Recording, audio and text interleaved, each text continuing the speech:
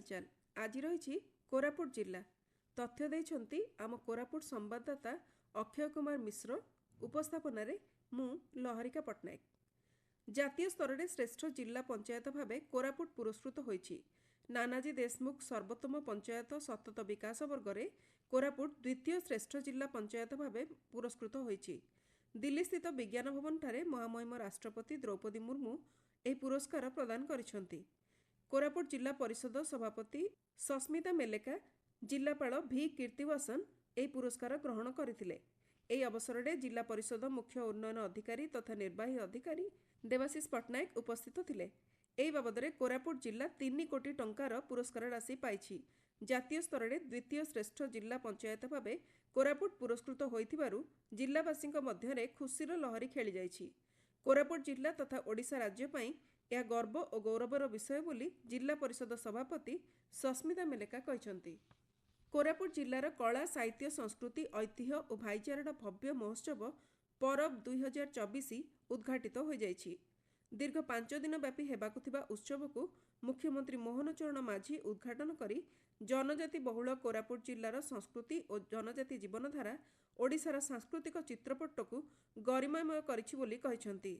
जनजाति संप्रदाय कला संस्कृति और परंपरा भितर लुचि रही वास्तवता को यह महोत्सव लोकलोचन को आणुछि बोली मुख्यमंत्री मोहन चरण माझी जिलावासी को उद्बोधन देई कहिसंती।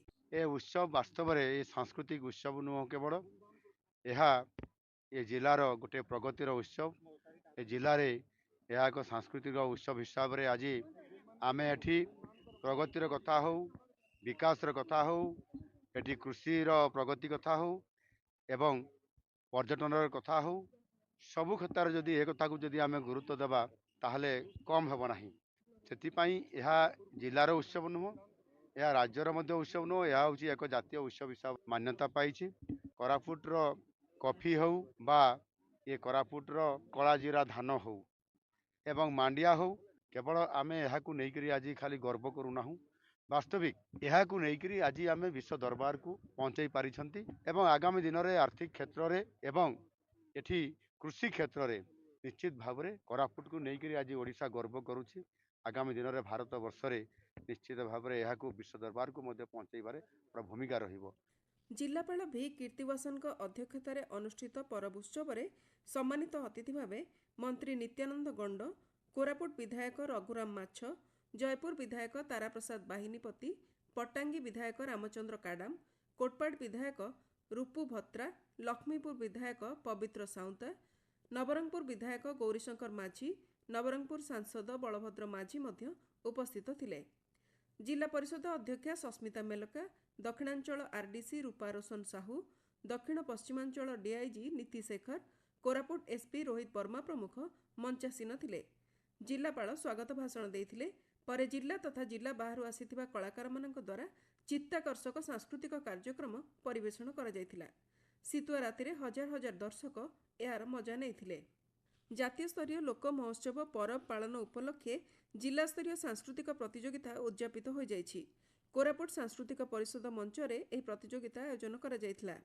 कोरापुट सांस्कृतिक परिषदर सभापति शिवप्रसाद रथंक अध्यक्षतार आयोजित उत्सव रे कोरापुट पौर परिषद अध्यक्ष ललाट रंजन सेठी मुख्य अतिथि भावे जोग देइथिले। एइतरे गीत, झोटी, ओडिसी, ढांप, महुरी, लोकनृत्य और आदिवासी नृत्य प्रतियोगिता आयोजन करा जायथिला। लोकनृत्य कनिष्ठ प्रतियोगिता रे जयपुर सहरांचल दल प्रथम स्थान अधिकार करथिबा बेले लोकनृत्य वरिष्ठ प्रतियोगिता रे कोरापुट सहरांचल दल प्रथम स्थान अधिकार करथिले।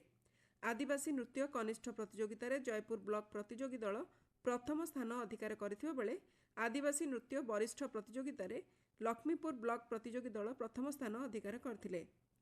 कोरापुट सांस्कृतिक परिषदर सदस्य नंदकिशोर गुरु मंच परिचालना करथिले।